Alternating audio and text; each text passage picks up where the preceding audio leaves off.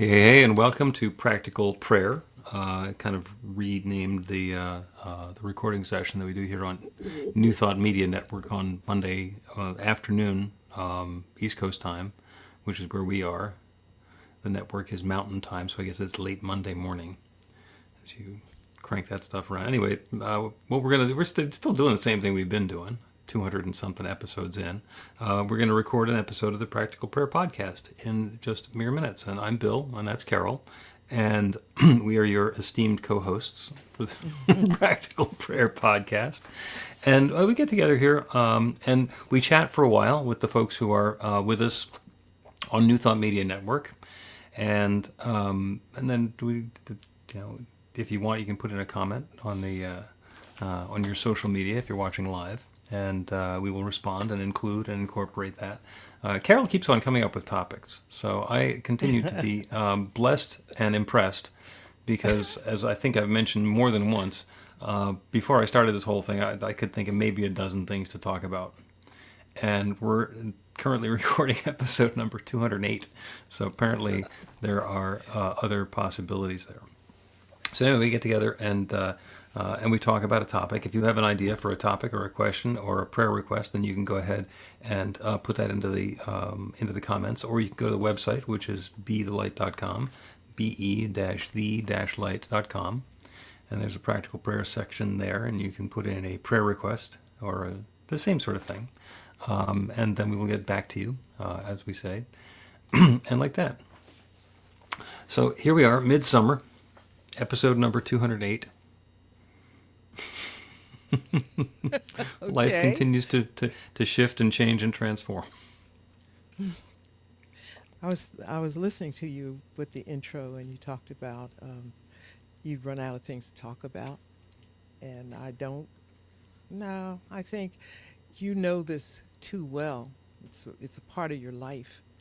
So those of us who are just getting off the boat the last couple of years, or even maybe longer than that, there's still a lot of things that you're trying to synthesize all this together and figure out what does this mean in this world. The lexicon is different, so it's pretty, yeah.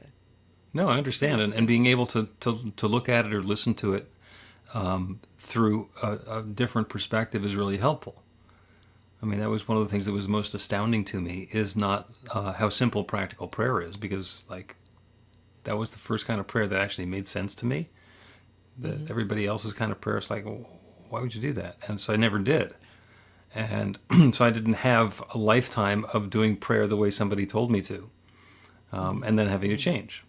When I was a kid, then now I lay me down to sleep, which just seemed to be the most violent, inappropriate thing to have children repeat. If I die before I wake, come on. What? So I just said no to the whole thing.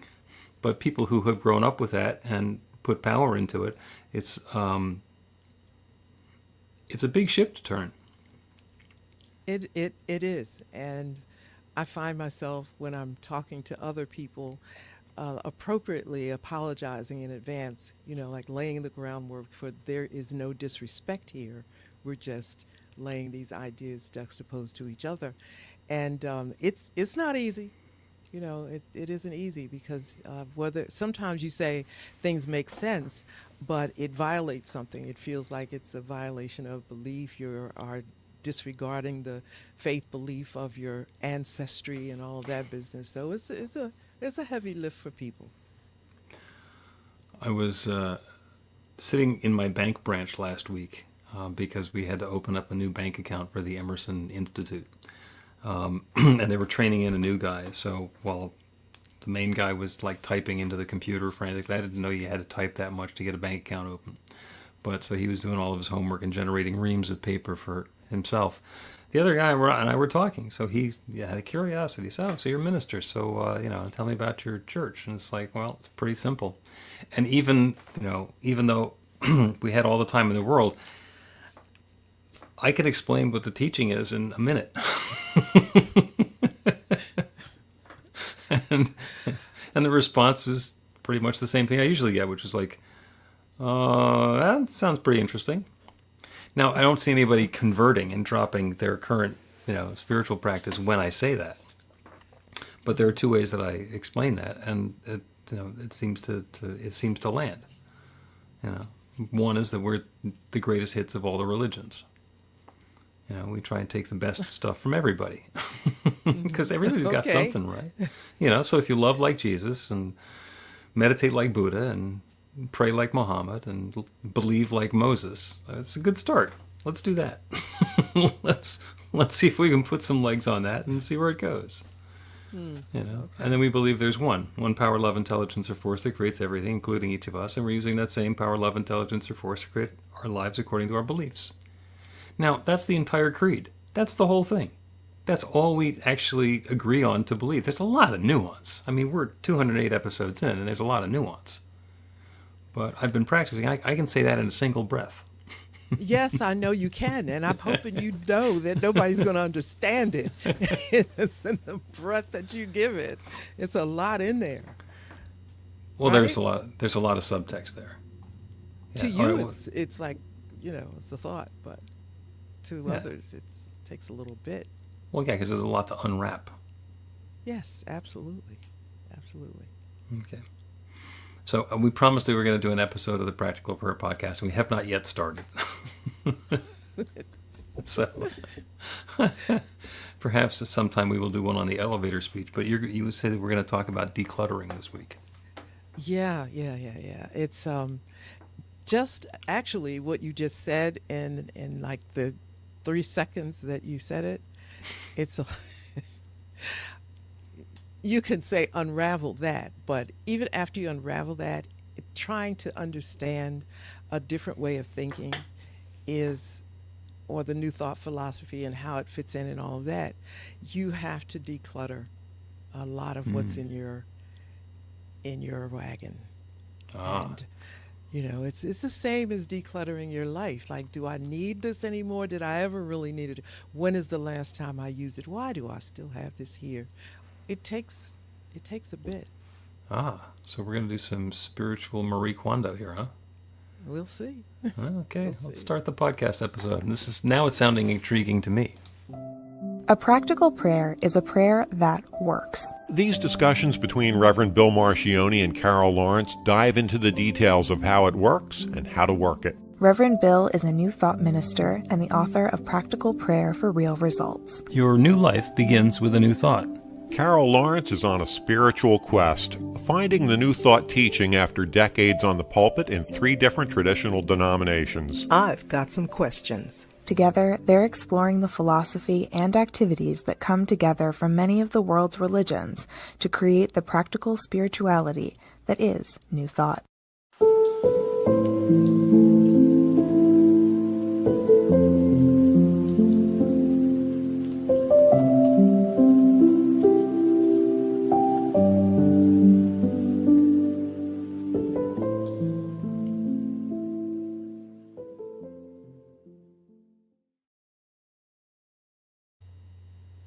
Welcome to the Practical Prayer Podcast. I'm Carol, here with Reverend Dr. Bill Marchiony.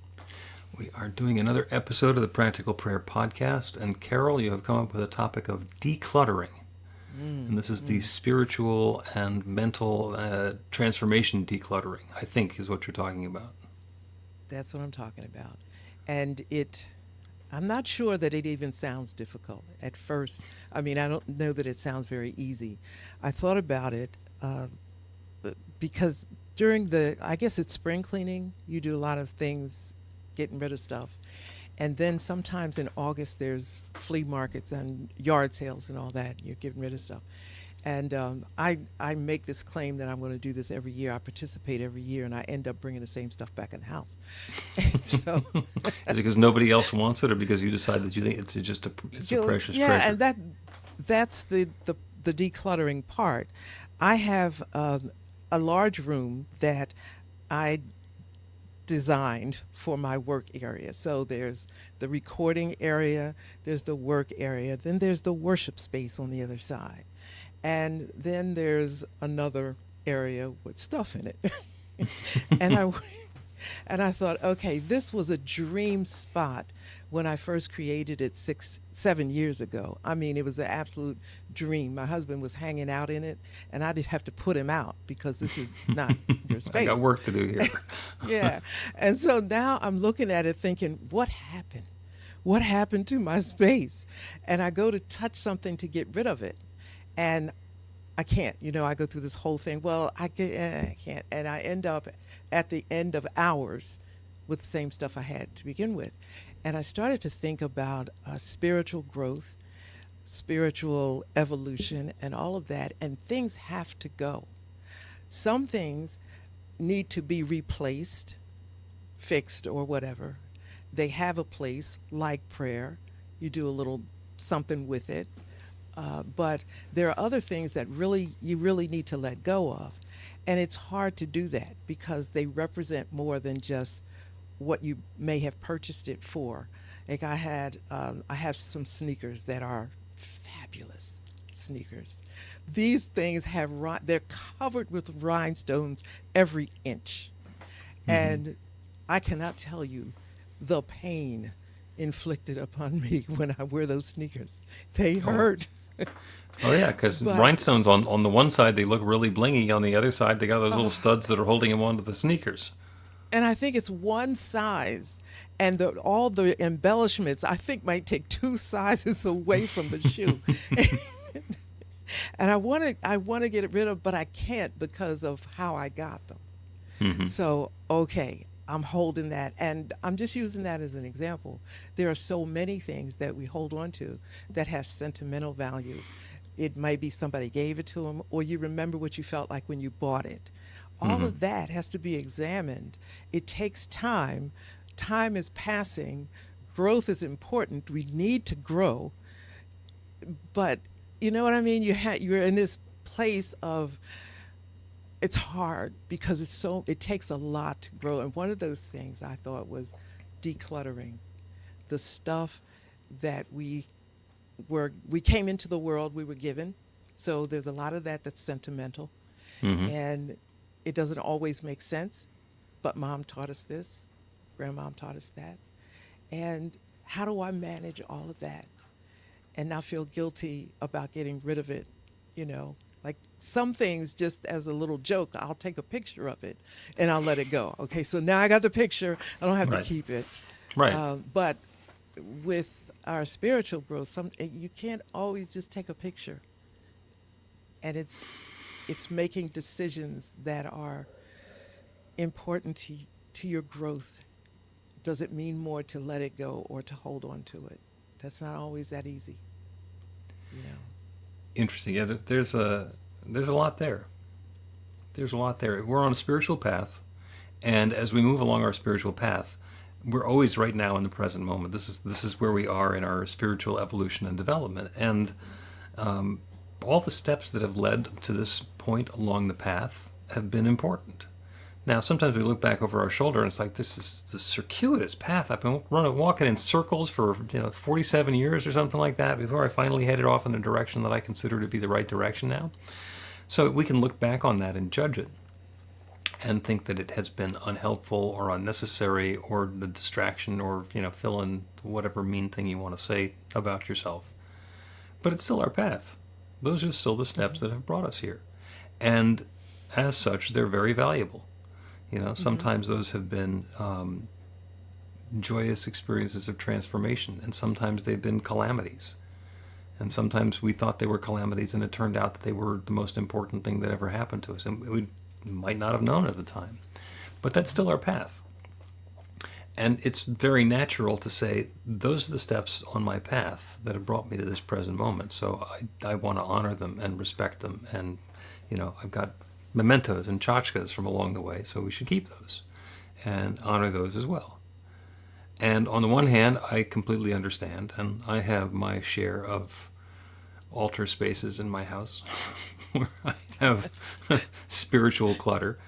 And I ran a teen group for 10 years, and we had a tendency when we got together to do experiential workshops where we would create stuff that we could bring home. So there's a little paper treasure chest from the treasure themed the weekend that we did, and there's another one, for all sorts of different purposes. And here's a handful of acorns because those are so, each one has the potential to be an oak tree, and it's all of that meaning that's in there. And on the other hand, it's a bunch of stuff. So here's a process that you can use, and I use this for decluttering all sorts of things, and it works for the spiritual stuff as well. And your suggestion to take a picture of it is even better. So take the stuff that you are considering not keeping in your immediate field of view. And by the way, we're not going to throw anything away. We're not going to throw anything away now. So you take the stuff that you're ready to put into the retirement process, and you make a little photo shoot. Set up a table with a nice tablecloth, nice background, put it all out there, honor it, respect it, take a picture of it. Then take all the stuff, put it in a box, seal the box, and label the outside of it. This is my spiritual stuff that was lovingly put into storage on July 21st, 2025. And put it in the garage, or put it under the table, or put it someplace. And you've always got the picture. You go back and look at the picture. And if something calls to you and says, I really need to get that little tchotchke, then you know what it is, you know which box it's in, you unseal it, you cross out the date when you seal the rest of the stuff back up again and put in the date that you sealed it back up again. And then you see what happens. Because that stuff is still part of your past, it's still part of your path. It's still part of the richness that brought you to where you are right now, but perhaps you don't need it anymore. What's the saying about, I used to have childish things and now I no longer need childish things? Maybe those are childish things. I don't know. I'm not going to put any judgment on them. But if you look at that box and it turns out that the date on it is from a year ago or 10 years ago, and you haven't unsealed the box, it's like, all right, there's stuff from 10 years ago in this box that I haven't needed for 10 years, so perhaps I could just move this box over to the recycling center, and the stuff will be every bit as much with me as it has been for the last 10 years, because I can think about it, but I haven't been touching it. And go through that process. It can work. And not just as a discipline for decluttering the house, but as a reminder that we are on a growth path. That what was important in that box that's dated 2007 is still important, but it's not relevant anymore.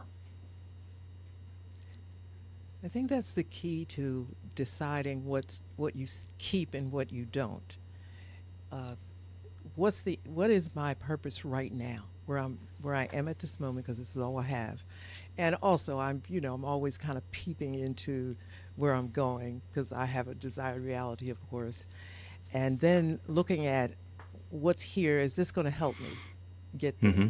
Now, again, there's emotions all tied in that, but it depends on how much time you spend with each thing. And I'm not saying everything gets equal time, but I was sharing something today with someone, and they were saying that I did such and such in my past, and I have so many regrets. And when I said this, well, that's way too much time.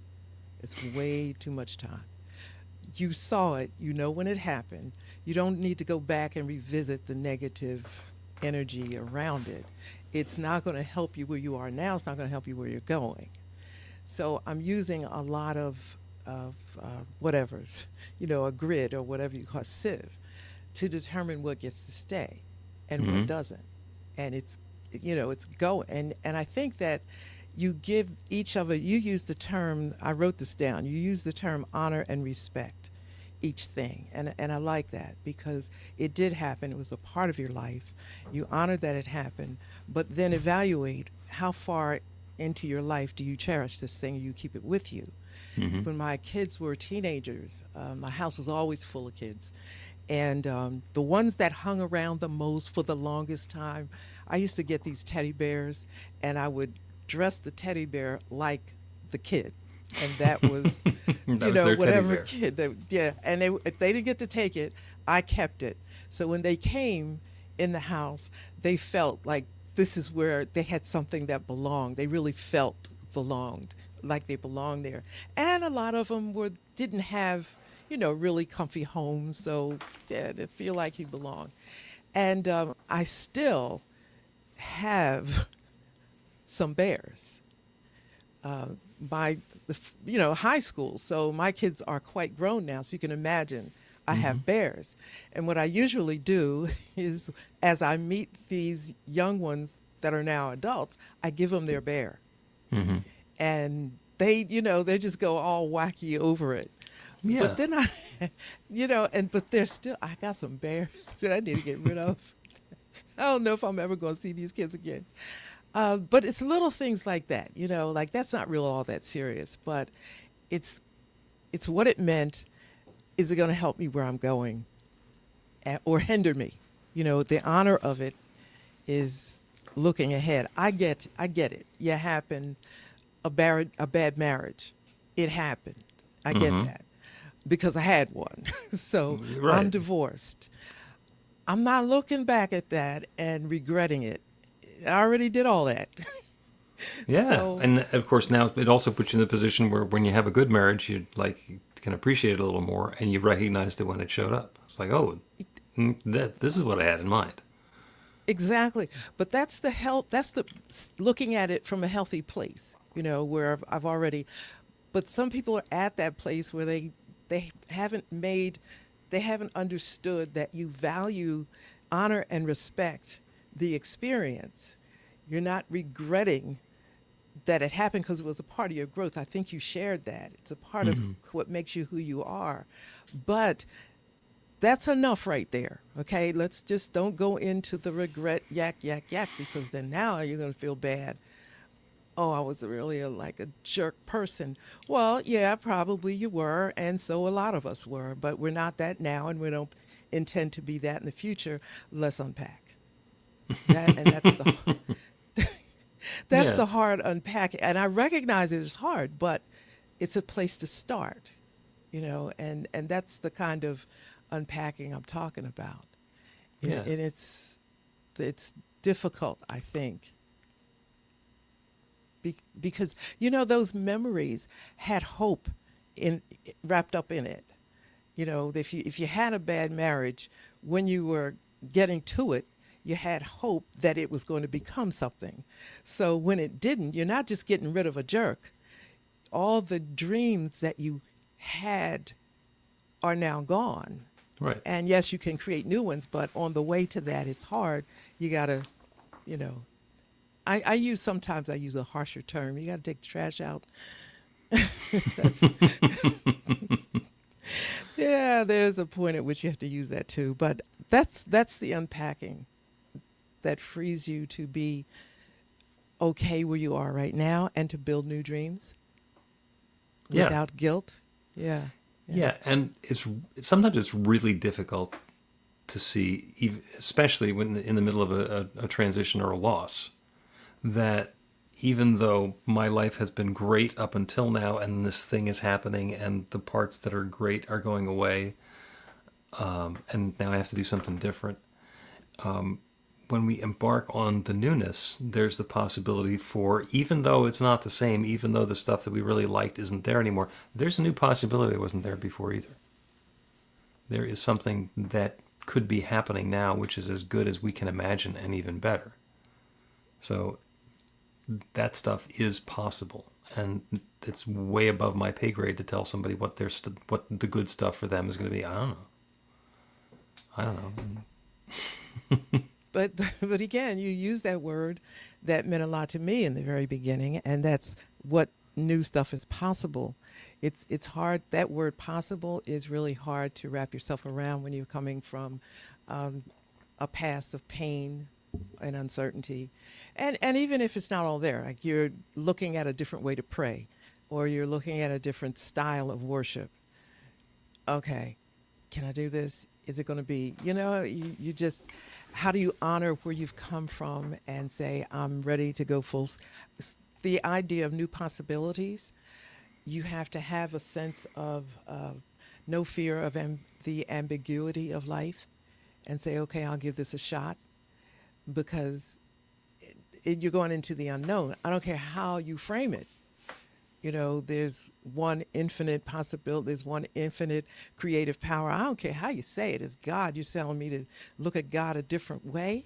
There's new possibilities. To some people, that's scary. To others like me, hey, let's give it a shot because, you know, why not? But I guess that's personality. But it's a transition. And Yeah, it's definitely it's a transition point. And as somebody gets into this New Thought teaching and embraces practical prayer, the other spiritual practices tend to fall away. You know, and I have people who are involved in my congregation who still love going to Catholic Mass because New Thought does not have a whole lot in the way of ritual, and our huge holiday tradition is the winter solstice. Which is not ours. That's just a thing that happens, and we have a little celebration.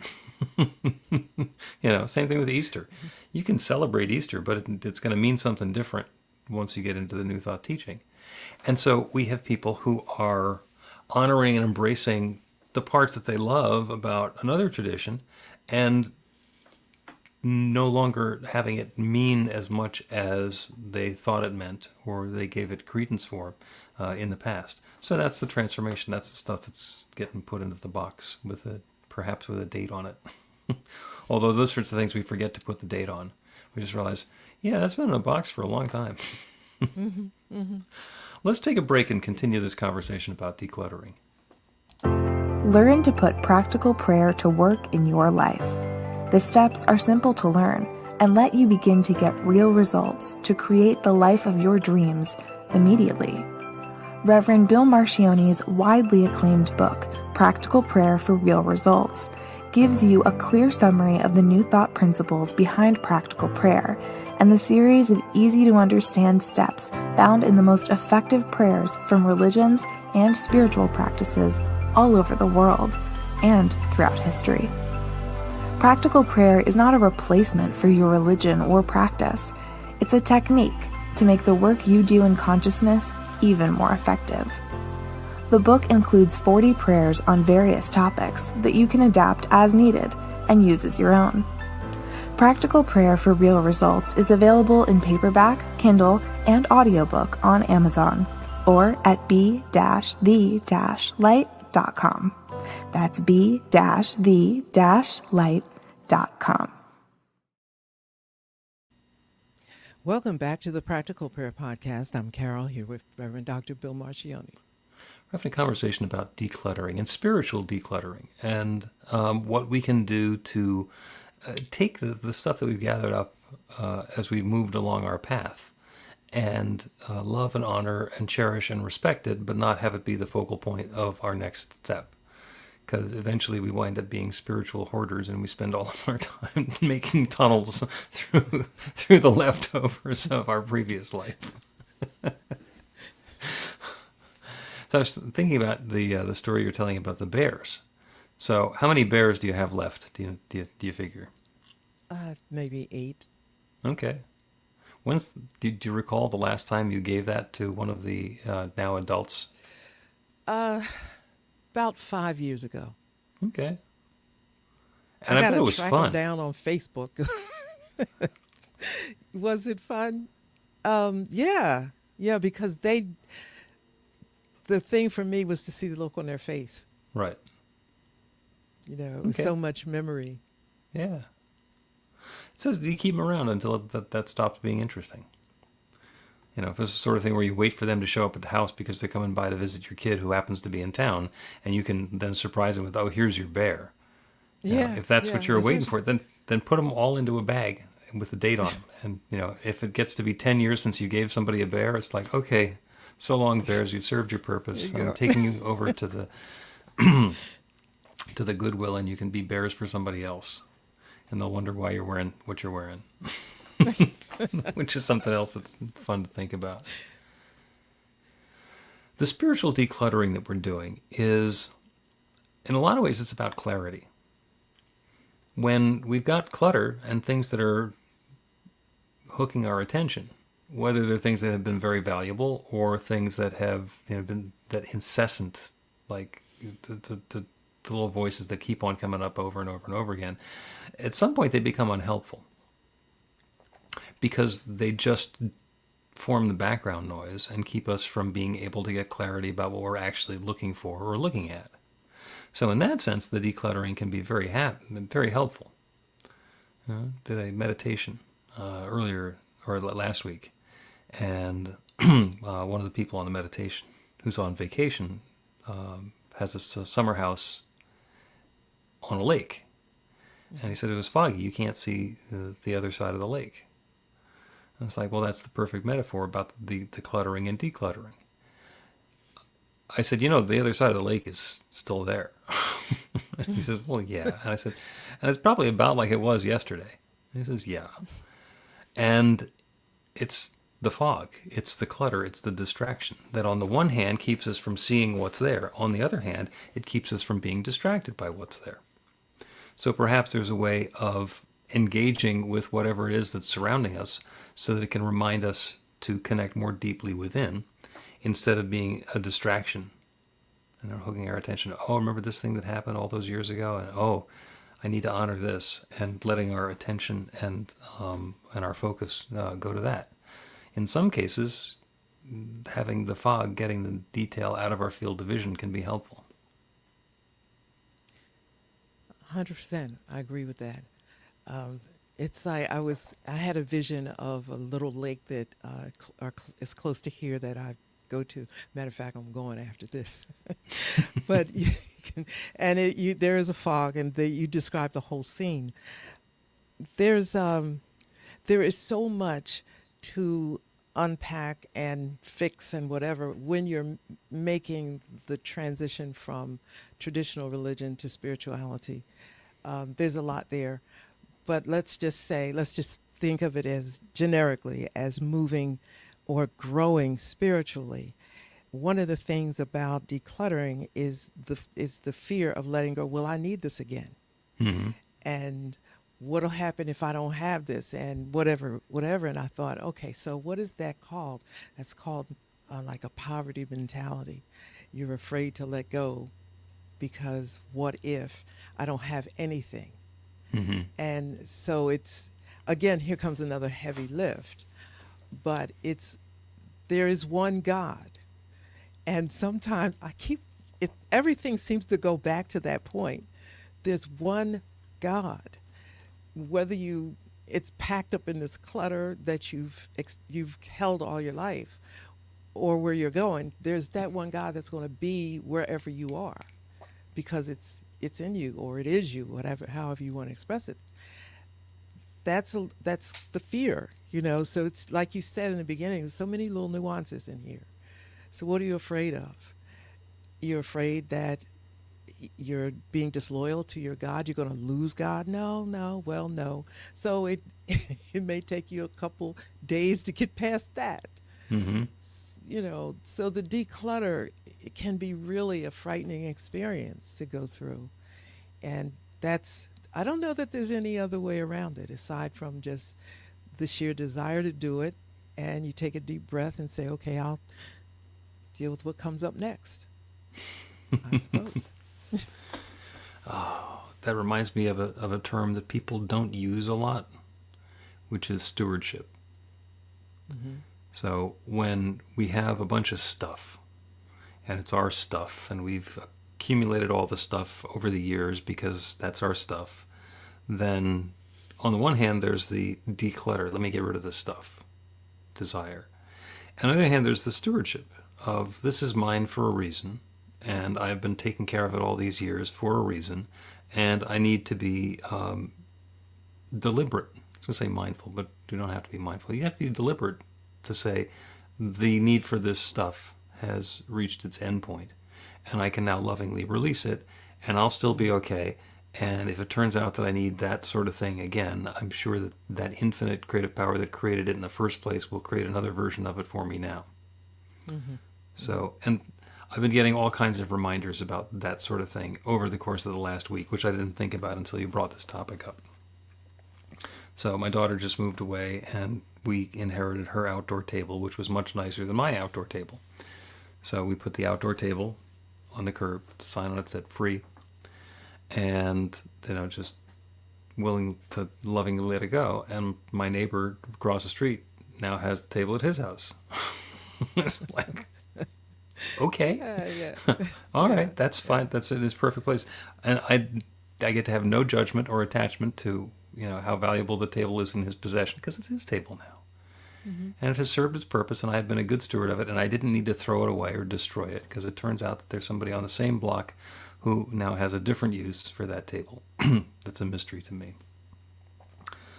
The other thing that happened is I was cleaning out my little. I don't have a workshop. I have a workbench in the basement, and I stash stuff there when it comes along.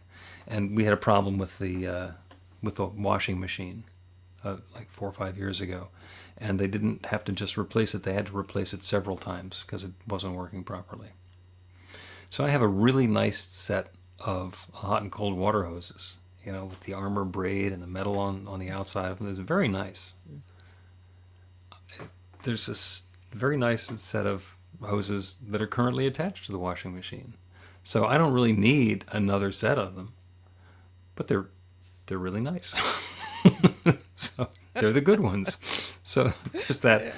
Do I want to take the perfectly useful ones that are on the washing machine off and do all the work to put in the slightly better ones that's not going to make any difference to my life? Do I leave these sitting here?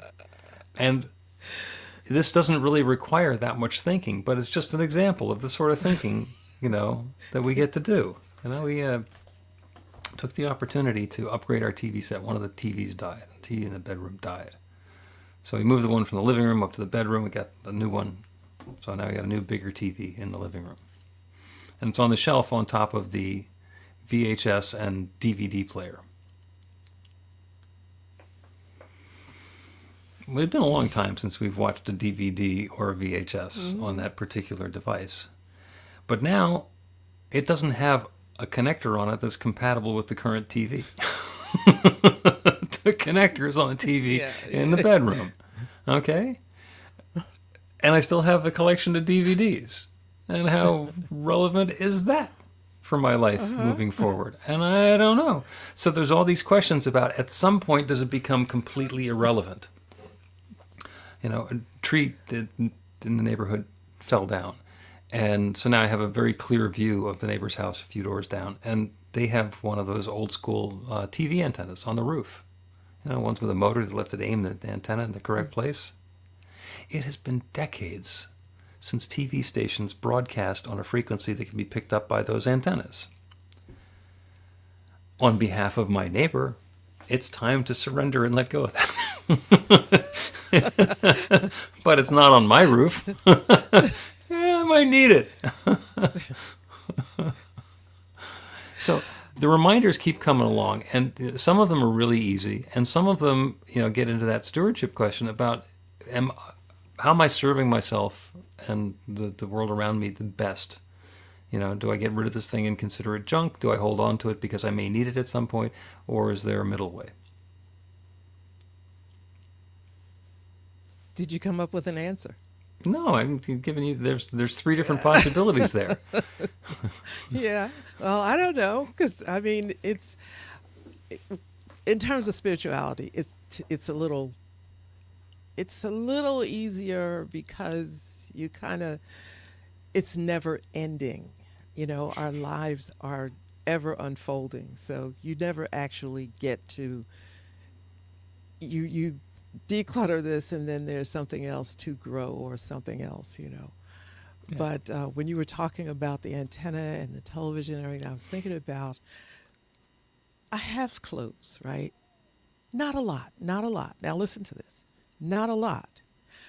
Because my style is very simple. So the pandemic came and everything is changing, and I'm thinking, am I going to need these, or do I have to go with something else? But this is still my style. So maybe I should go. And what I used them for before the pandemic probably may not happen again because we're in a new normal.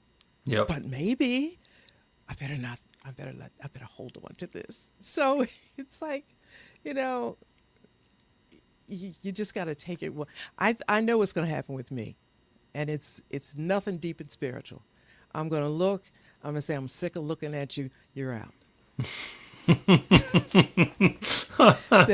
Well, you do have the ability to do that. Yeah, that's usually how it goes, you know. But it'll take a while. But when I do, that's the day and it's done. And it depends on if it's a day that I could take it to the Goodwill. If not, it's going to the dumpster, but it's out of here. Hmm. Uh, but our memories and traditions that we're letting go, I don't know. They may not be quite the same. Yeah. Well, here's an interesting point about that, and I think we're going to turn this into a prayer after the break, is that if there is something that is divinely ordained, if there's something that Spirit needs you to have, and you put it down, if you leave it in the dumpster, Spirit will bring you another one. If Spirit needs you to have it, Spirit's not counting on you to pick it up. I really appreciate you saying that. I do, really, because I believe that 100%. I just forgot. So thank Yeah. you. All right. Yeah, right after this, I'm going to the closet. There you go. And we're going to take a break, and right after that, we're going to do a prayer about the same thing. Get inspiration in an instant. God calls are the gentle and uplifting moment of truth to help you remember that the bright light of God's love is shining right now as you It's your God Call with Reverend Bill. start your 2-week free trial today, and you'll get a phone call 4 times a week from Reverend Bill with an uplifting half-minute message filled with insight, wisdom, story, and fun. Let your light shine. You can answer the call to listen to it live or let it go to voicemail so you can hear it later. After the free trial, your subscription is just $5.95 a month. The details are at godcall.org. God calls are disruptive, intentionally. Whenever you write something, put on a gold star. They take you away from your routine to remind you about the truth of who you really are. They come at random times between 8:15 a.m. and 6 p.m., so you won't be expecting them. And somehow, the message is exactly what you need to hear at the time. Magic is loose in the world. It's a moment of motivation in the middle of your day. Find out more and start your 2-week free trial now at godcall.org. Well, do you hear that? I do not hear anything. Do you hear anything? Is that you or me? I don't know. It's not me. I'm hearing everything just fine. Carol is Yeah, having a technical thing. Can you hear me now? I can vaguely coming hear through? you. Can I'm hearing you just fine. Are you? Yeah. Are you hearing anything in the background? Because I got a couple of. Okay, all right. Here we I'm go. I'm not hearing anything in the Welcome. background. Okay. One more time. Welcome back to the Practical Prayer Podcast. I'm Carol, here with Reverend Dr. Bill Marchiony. We're talking about decluttering today and organizing our lives in such a way that we are supplied and provided with everything that's necessary, and make room by getting rid of the stuff that's no longer necessary. And clutter and decluttering and keeping things and getting rid of things is an issue for a lot of people. So that's going to be the prayer today. And the prayer is not about having the courage to throw stuff out. The prayer is not going to be about strong-arming ourselves into the discipline or the willpower to go through the closet. The prayer instead is on release. And it's on releasing whatever's necessary to make room for what we really need. Because it is possible that the stuff, whether it's emotional stuff or physical stuff or stories that we're clinging to, are taking up space that could be used in a much more valuable way by something else. So in order to have room for that new stuff, we get to let go of some of the old stuff. And that's the decluttering process. And we don't need to declutter by getting angry at the things that are here now or that have led us to this point. We can do the decluttering simply by acknowledging that where we are now is exactly the perfect place, and what's next is not dependent on what has brought us here. Whatever brought us here, we're here. We can let go of the stuff that's been along the path, not lose the lessons, not lose the insight, not lose the insight and information. But the stuff can go. So, as is comfortable, I invite you to close your eyes or go into a soft focus and take a deep breath out. Let yourself release whatever has been filling you. And then a deep breath in. Invite in something new. Feel yourself filled with that. That newness is important. And if you hold for a little while, you'll notice that it gets stale. And then it's time to let go again. So breathe out and once again release. And understand that this is a process. This is not the same one-time event. Another breath in, and keep breathing however is comfortable for you. And allow your breathing to be a reminder that something new is always happening. Something new is always underway. Use your breathing as a reminder that as soon as you have a requirement for another breath of fresh air, as you breathe it in, the air has everything that's required. There's an infinite creative power, one divine presence, one love. We call it God or spirit or nature or the big happy coincidence that matches up the need that we have for whatever's in this breath of air and whatever it is that's in this breath of air to be the same, to fit, to be sufficient to the moment, to be everything that's required. And we can allow the moment, the experience of letting that breath go, knowing that it has served its purpose. We can be grateful for it and still release it and not need to have it for later. And that makes room for the next breath, and the next breath, and the next breath. And in the same way that we can go through the process of breathing without judgment about what happened in the previous breath, we can be in that process of opening to what's new, opening to what's next, in that same spirit of joy and enthusiastic eagerness. And I know that that infinite creative power, that one divine presence that is sharing itself as all of its creation, is sharing itself as each one of us now. Everyone within the sound of my voice is a unique expression of that divine goodness, evolving and unfolding and expressing in our own way. And this next experience, this next moment, this next change, this next breath, is the opportunity for the infinite to share itself with and as and for and through us in a new way. And good is unfolding. As we are provided with everything necessary with this next breath of life, the other pieces are fitting together in sweet perfection as well. Good and more good, pressed down and overflowing, filling each of us with that most harmonious and uplifting of experiences. This is how God's love unfolds. And I'm grateful for it. I'm grateful for the good. I'm grateful for the willingness of each one here to let go of what has served its purpose and open to what's new and what's next. And so with gratitude for all of this good, I speak this word and release it into that creative law that creates everything. And I know it is now creating this goodness. And so it is. So it is. Amen. The Practical Prayer Podcast with Reverend Bill Marchiony and Carol Lawrence is a production of BeTheLight.com, be-the-light.com, where you can find more information about practical prayer for real results. Our theme is by Music of Wisdom. You can learn about the spiritual community of New Thought Philadelphia with daily guided meditations, Weekly celebrations of spirit, and Reverend Bill's classes in practical spirituality at newthoughtphilly.org.